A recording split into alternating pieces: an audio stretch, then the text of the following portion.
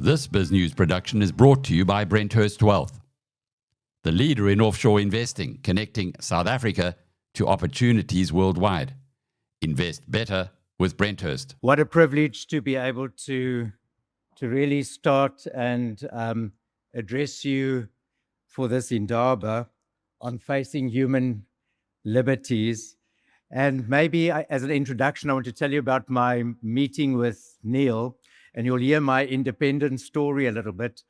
But somebody phoned me in August in 2020 and said to me, "Daar's 'n man wat jy moet ontmoet," and that's Neil de Beer. I've never heard of Neil in my whole life. And I said, I'll do it. But friends, I promise you, in my many, many years, I've never had a meeting for 2 hours that I was totally knocked out. And you know Neil's personality and how he speaks. But I really, with my third eye, I honestly thought that this man was destined for bigger things. I honestly thought so. And so Neil, in his personality, told me what his ideals were and what he wanted to do. And I listened. But as I walked out of the room, I phoned my friend Graham Power. And I said to Graham, I've just met the most incredible human being. And if this person moves from the darkness, because you know of Neil's life in intelligence, and he talks about the darkness, into the light, he will make a huge difference. And on the 29th of August, Graham and I prayed for Neil, and there was an impartation on him that never in my entire life have I seen a man from the 29th of August till August 2025 last year, 5 years, that can impact and make such a difference to a nation. And I wrote on my Facebook the following tribute to him, which I'm just going to read to you, to my friend Neil. I said, little did I know or expect the impact that you had, not only in my life, but in the life of so many others, that of our nation that you truly cared for so dearly. You gave it your all with such passion, integrity, and knowledge of communicating to the nation the challenges we face, so that never, never again can we ever say that we weren't told the truth. Do you agree with that? And so the second person I'm wanting to honor today is another close mentor and friend that's walked with me for more than 20 years, and especially with my crusade on the Independent Candidates Association and direct election and changing the Electoral Act, was a man that you all know very well, Honorable Member Masuwa Lakota. And Masuwa was in Kliptown in 1955 and very much understood the notion of power back to the people. And he understood it. And when I went to all the leaders of the nation to say to them, we need to change the Electoral Act, Masuwa was like a duck to water and said, Michael, ek is in. So ladies and gentlemen, allow me firstly that we as South Africans need to honor these two men, because I truly believe that one man can make a difference. And I'm going to ask you to stand, that we can clap for them to honor them.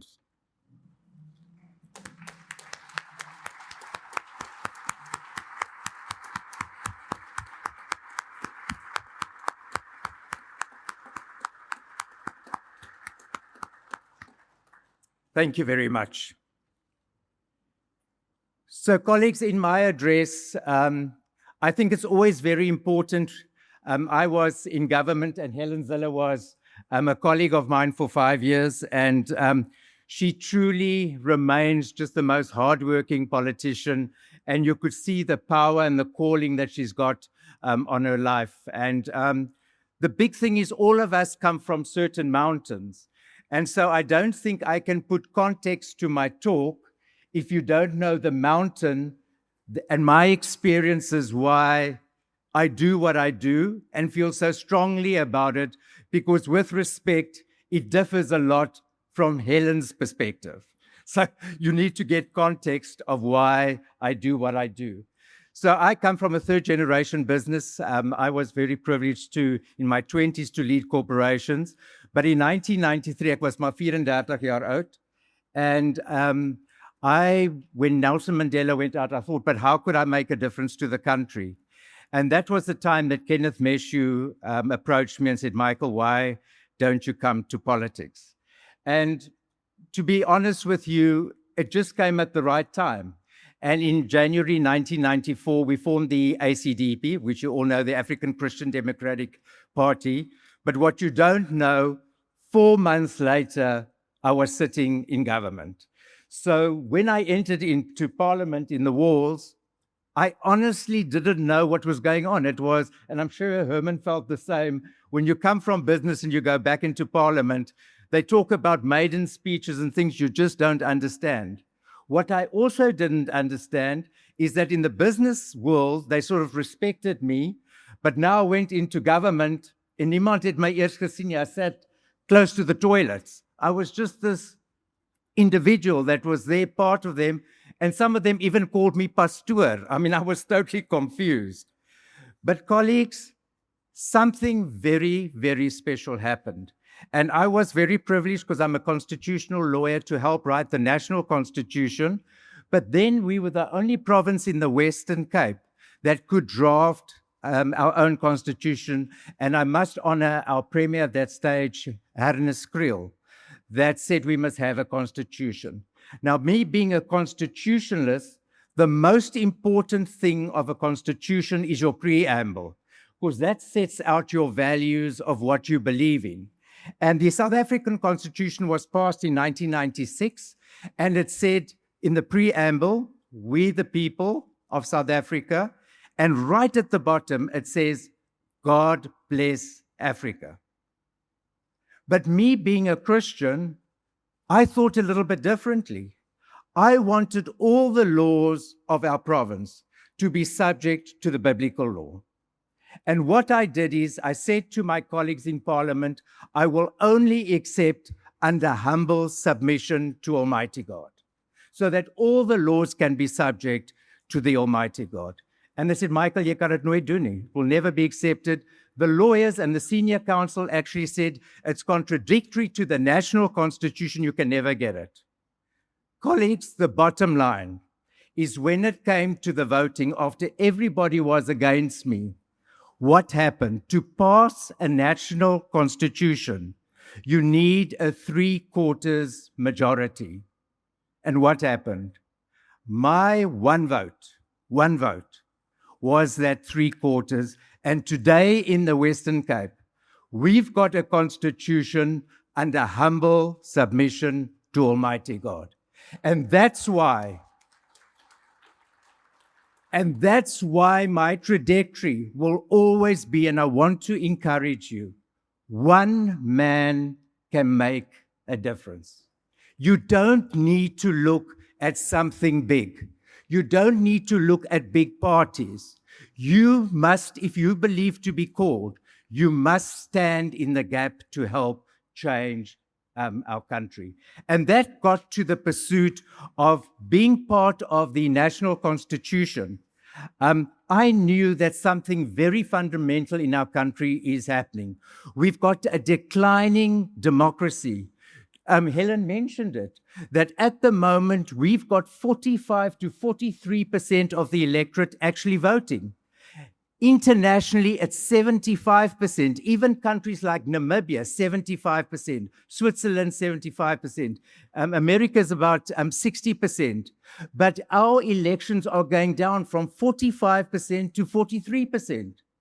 And I disagree that it's because people are just lazy. It's because they are disengaged. They are far too distant from their politicians. They're far too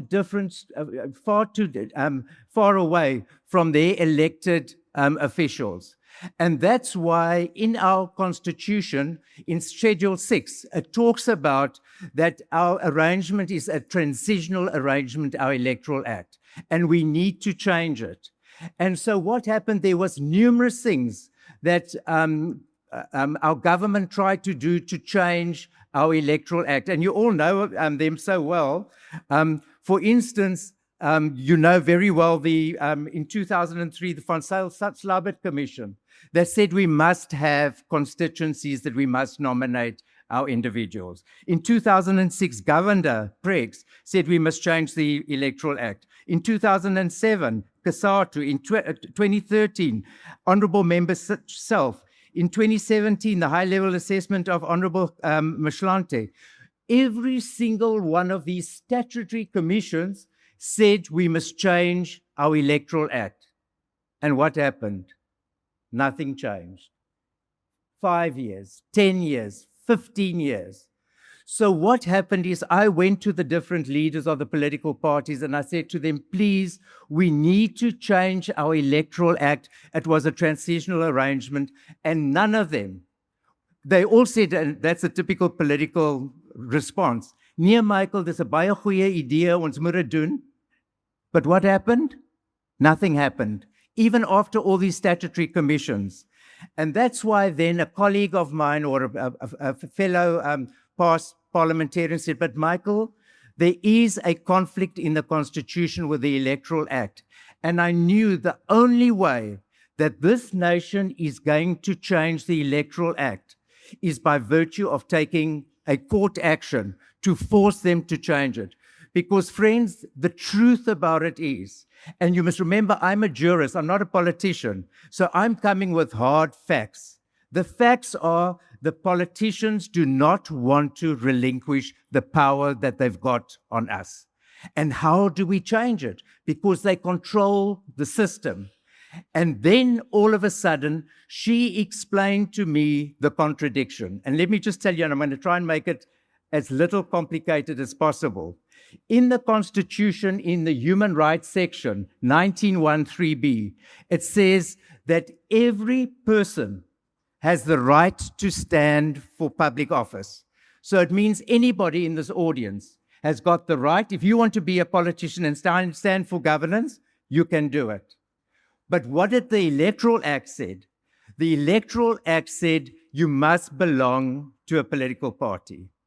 And as a result, that was the conflict. And it was 4 years in the Constitutional Court that we took an action fighting for the Court to come with a decision that the Electoral Act is unconstitutional. And then in 2020, Judge Mshlanga then said that independent candidates have the right to stand in public office. So I want to make the statement to you, so many people, and I see so many researchers say, but independent candidates can't make a difference. I mean, what are they going to do? Well, colleagues, bad luck.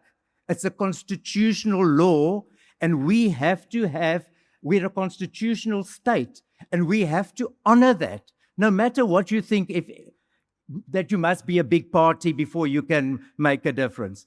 If the Constitution says one person can do it, we must honor that. And we must have a system that can incorporate that and allow them to be able to be justified to get the results. And what happened? Honorable Member Motsoaledi, who was the Minister of Home Affairs, he went and he just roundabout in February of that year after the judgment, he got Vali Musa to put up a ministerial advisory committee to come and advise us of the best electoral system that there is. And Vali Musa did an unbelievable job. He sat 8 months just working with his panel, and he came out with a majority and a minority report. The majority report said, we have to change the Electoral Act, and we have to have constituencies, 200 constituencies where you can directly nominate your candidate, and then 200 indirect, because we've got a proportional system. Friends, what did Honorable Member Motsoaledi do? Because he didn't want to relinquish power, he went and accepted the minority report.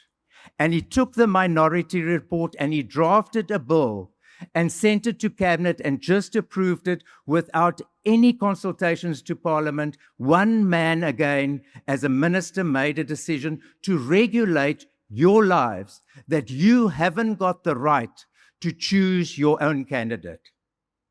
Back in court, back to the Constitutional Court, 2 years, 3 years to fight it. And what they did is they did make an electoral act. And the effect about it is because so many people don't know it, because so many of you ask, but why aren't there any independent candidates in government? The truth about it is, and we proved it in court, that to get an independent into parliament on the current electoral act, you need 79,000 votes in the Western Cape. Guess how many votes a political party member must get? 40,000.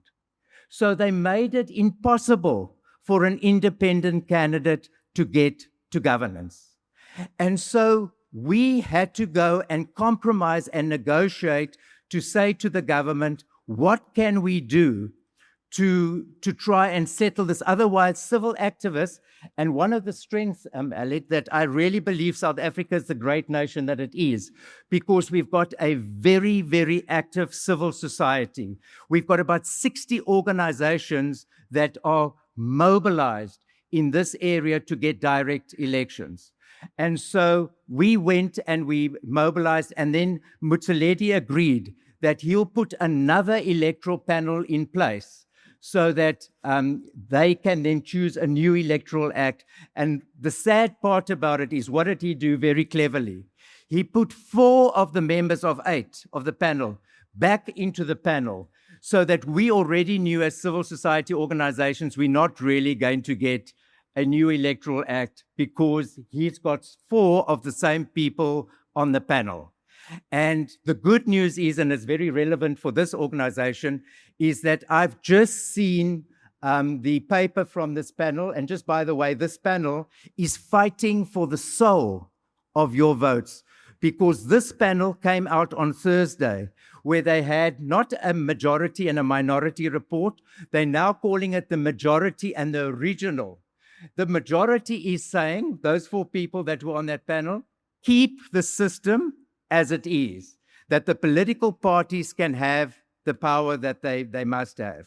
But they do bring in 2 other options of the 300, 100, 200, 100, which I'll explain to you now. So they give 3 options, while the original report said we must have a change to the Electoral Act and constituencies, also 300, 100, 200, 200, which I'll explain now. But colleagues, what does it mean? Before, in our public submissions, because I went through so many court cases, I explained to the panel, please don't come with a split report, because with respect to the politicians, it's 285 pages, and I've been working with senior counsel for 4, 6, 7 years on this journey. They don't read all these documents. It is so complicated they don't understand. If you are a panel, please come up with the right one conclusive evidence after 7 months of public participation. And they came with a divided report. They're fighting with each other. The panel this time went with 2 reports to the minister. They didn't even talk to each other. They lodged 2 reports to the minister that Parliament even had to caution them and said, you must go back and tie your report into one consolidated report, which they did in December and which was reported on Thursday last week. I was privileged to get it. And just keep your eyes open, because on the 31st of March this year, and Alec, maybe an interview after that will be good, is that Parliament is then going to discuss what electoral system can we have to our nations. I wanted to land my plane to explain this to you. And this, from my point of view and from my heart to your heart, if this is the only thing that you take away from this conference, from my talk, is the following. We've got a system in our country where when you vote for a political party. That political party nominates a person on your behalf. You've got no say. So can you imagine these investors, these finances, these financial advisors, you say to them, yes, 5 million rand, you go and invest where you want to. You can't do that. You can't do that in a political system. We want a system where you can have a constituency, where you can have a person and a face, because political parties are always there to stay. I'm not against a political party. They're there forever. But what the political parties must be forced to do is to put a face to the constituency. Let me give you an example. Stellenbosch is a constituency. Can you just imagine if Thuli Madonsela has to stand in Stellenbosch as, let's say, as an independent? Firstly, all the other political parties that are going to participate will have to put a political candidate against Thuli to get creditworthiness. So they can't just put a flag, because with humble respect, a lot of political parties just put up a broomstick and their flag, and you vote for because you're voting for a political party and not a person. Power of your candidates for a political system must be in your hands and not in the hands of a political party. And that's what we are advocating to. And it's a fight for the soul of this nation. That's why I laugh when I hear, is Patrice Motsepe going to stand and become president of this nation? It doesn't even cross my mind. Why? Well, how does Michael Louis think? I want a system where the president is directly elected by the people. Why must I allow 400 people or 2,000 people in a room to go and look who's the president of our nation, or a parliamentary system where there's 400 people in parliament to vote our president? We, the people, must vote the president and our premiers.